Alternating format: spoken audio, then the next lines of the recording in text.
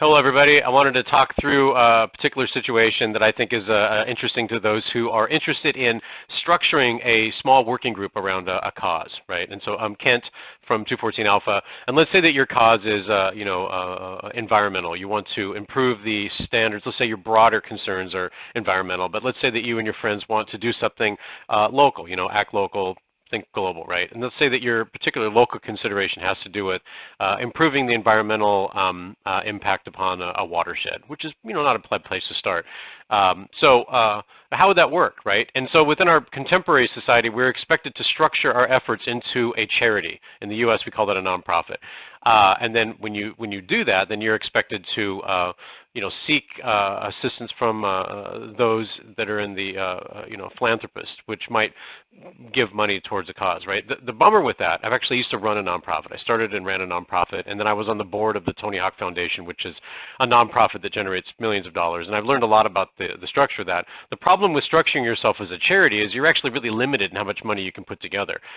You end up spending a lot of money chasing grants, and there's a lot of other people looking for grants, and then you can't use them for operational costs. You can only use them for program costs, which means that you're doing it from a position of poverty. It's really hard to do.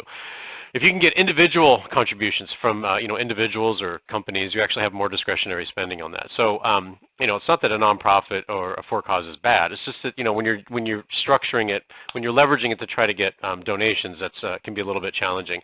And so anyway, I want to talk through some of the mechanics of how this works. Our system is for exclusive communities, and what we're providing is an exclusive, closed, peer-to-peer trade. I guess you can call it something like an e-commerce, but it's exclusive to that community. And so a community might be, if you think about you and your friends want to work on environmental considerations within a watershed, well, that might be your exclusive interest. And so, of course, the assumption is that network that you're part of would care so much about that cause that they might change their spending habits in support of it, vote with their dollars, so to speak. So let me talk about the mechanics of how that comes together. I'm going to start with some raw numbers on this. Let's assume that there's 250 people in your community who have decided that they would spend within that network. They would make the decision to buy goods and services from people who have their particular interests. Let's say, let's improve the environmental impact upon a watershed in support of a broader global whatever. So say 250, and let's say that the average purchase that they make is $25. Let's just talk this through, right? And I'll go slow with this. Let's say that they do 3 transactions per month, and that comes to 750 transactions a month. Okay, so that's $25 is about a Gap / Banana Republic quality shirt. Could be any number of things, but it's 250 people, 3 purchases a month. That is feasible. People do it all the time. So let me give some examples. I've got some of the numbers right here. I talk about 3 different, in this example, I use 3 different existing frameworks. Currently, people will try to do that. Let's say that they're homeschoolers, or they're moms that are staying home and they're doing buy-sell trades so they can make a few extra bucks, or vegans or whatever else. You have to use other people's e-commerce platforms. If you use Amazon Marketplace, there's a 15% fee. There's a lot of different fees on this, but in general it's about 15%. And Poshmark, that's actually a flat fee of $2.95, which is interesting actually how much that adds up. So bear with me here. eBay, it's about 9%. So those are some fees, okay? And then you got to pay for it, right? So let's say with Visa, that's 2.3% plus 10 cents. That's actually point of sale. It's a little bit more when you do it online. PayPal's 2.9% plus 30 cents per transaction. Venmo's 3%, and Cash App's 2.75%. So in the context of the purchase, a $25 purchase, what does this look like? Okay, so let's say that you've sold a $25 item on Amazon and people are paying with Visa. That actually ends up being $4.43 in fees. That's 17.7% additional fees above and beyond. Okay. If it's eBay and PayPal, it ends up being 13.1% additional fees. And if it's Poshmark and Venmo, it's 14.8% additional fees. So that might not seem like much because, we're sort of used to being nickeled and dimed in this regard. But this adds up in a hurry, and I'll explain why. remember I said 250 people making 3 purchases a month exclusive to their community, right? $25. The Amazon plus Visa example, right? That ends up being $39,825 in annual fees. That's not for shirts, that's fees. That community of 250 people who have decided that they will spend exclusive to that community because they care about a watershed or whatever other cause, $25 per transaction, 3 transactions a month. That's $39,825 that has gone to Amazon and Visa. For eBay and PayPal, that's $29,475 that has gone towards those entities. For Poshmark and Venmo, it's $33,300 that's gone. So that adds up, man. That adds up. And having run a nonprofit, that that might capture other people's attention, but that's that's that's a lot of money, right? So, what we propose is something different. We propose that all of that stays inside of our community, and the way we do that I've explained in other videos, but it's something like a loyalty token. Like you go to eBay, not eBay, you go to Starbucks, and you stand at the point of sale, and you hold up your mobile device, and you say, I want to put $10 on the mobile app, and then I want to buy the coffee from the mobile app. That is, in effect, a loyalty buck, right? And you can't spend it at anything else but at Starbucks. And you do so because you get discounts or you get stars or whatever. And that's what I'm talking about. I'm talking about, this community, this 250 people that care about the watershed. They've agreed that they'll use a loyalty buck for purchases within this community. And by doing that, you cut out PayPal, Visa, Venmo, Cash App. There's no reason to go through them because you're using loyalty bucks that are exclusive to the community, right? And because you're not using Amazon, Poshmark, or eBay, you're exclusive to this community, you've now saved a lot of money. So, that savings ends up being really interesting from the perspective of the people who are buying and selling. That's increased margins, right? But here's the thing. So we're providing a commerce platform, and we're providing it to our customer. It's private label. They get our app. They put their name on it. They distribute it from the Apple Store, the Google Play Store, and it's people within that community of 250 can download it, and they can buy and sell to one another. And this could be, homeschoolers that are in a rural location, or it could be vegans that are distributed worldwide. It doesn't matter what the community is. I'm just using examples, right? So they buy and sell to one another using this exclusive buck. Well, you've just saved yourself a ton of money.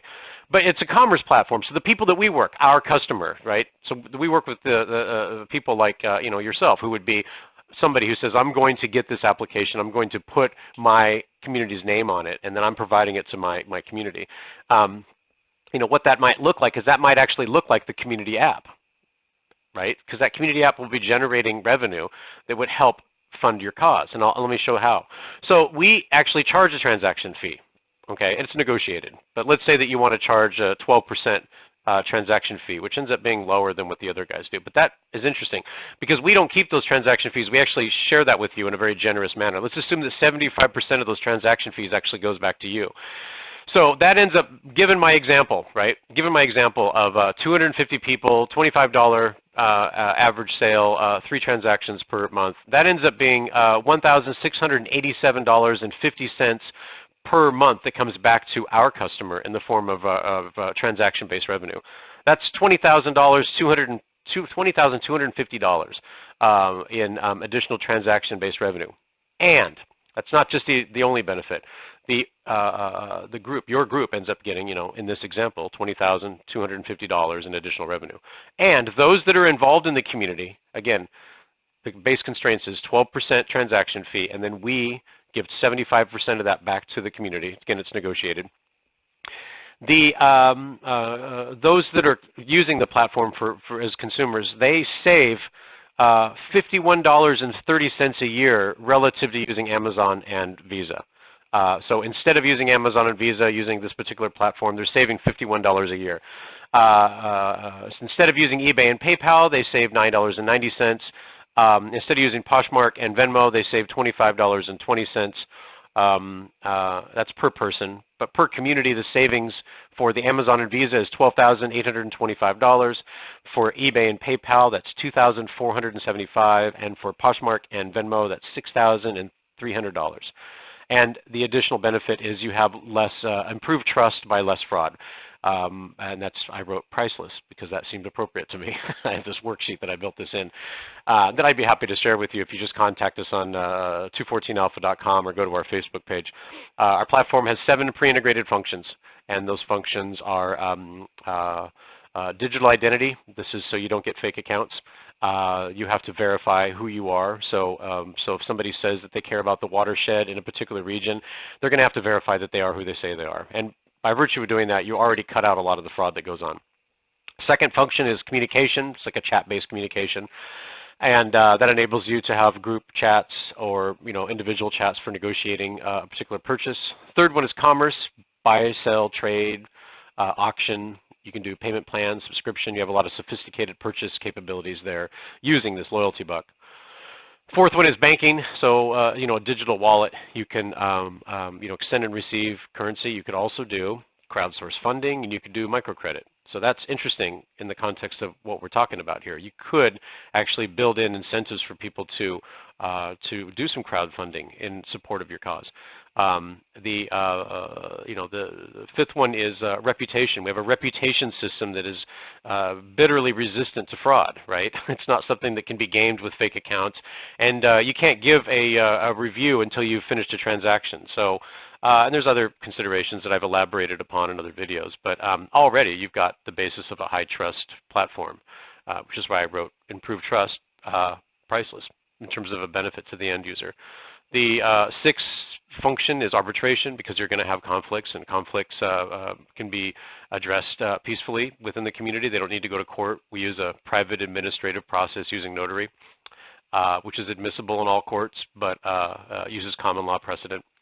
And the final one is governance. Governance is built in from the ground up. And in the context of our platform, governance takes the form of roles and responsibilities, access and permissions, policies and procedures.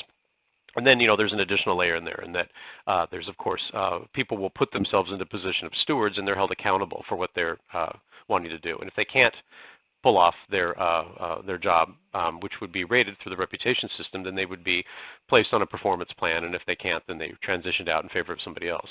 So you can see that this mobile-based platform that utilizes blockchain on the back end. Blockchain is a transaction fabric which facilitates high trust among strangers. Using an application of blockchain, which is cryptocurrency, but this is private cryptocurrency that would never leave this community. So it's not like there's an exchange. It's not like somebody can go buy a bunch of these things. This isn't like Bitcoin. This is a loyalty buck. It just happens to be using a high trust transaction fabric, which is resistant to fraud. By using this, a community could actually assemble themselves around a cause, and actually could achieve a degree of self-sufficiency that is not limited to groveling before a philanthropist looking for money. You could still structure as a nonprofit, and you could come up with some really interesting arrangements, because the purchases could be going through a nonprofit application, and the profits, as you can see, would just be going back into the organization per the governance model. It's very interesting. You could use this to, launch and sustain a large number of, autonomous, atomic level collaborations in support of a broader cause. So that's the intent. That's why we designed it this way. So anyway, if you have any additional questions, do contact us. Like I said, 214alpha.com. And you can also find us on the Facebook page. I've provided other examples that are available on the Facebook page and on on YouTube, that talk about how our platform could be used by a business community to launch and sustain an economic stimulus without any governmental assistance, and how it could be introduced at a farmer's market, how real estate agents could use it, how a hardware store could use it, how an educational institution could use it. There's a lot of examples. So anyway, do get in touch with us if you have any questions, and have a good day. Cheers.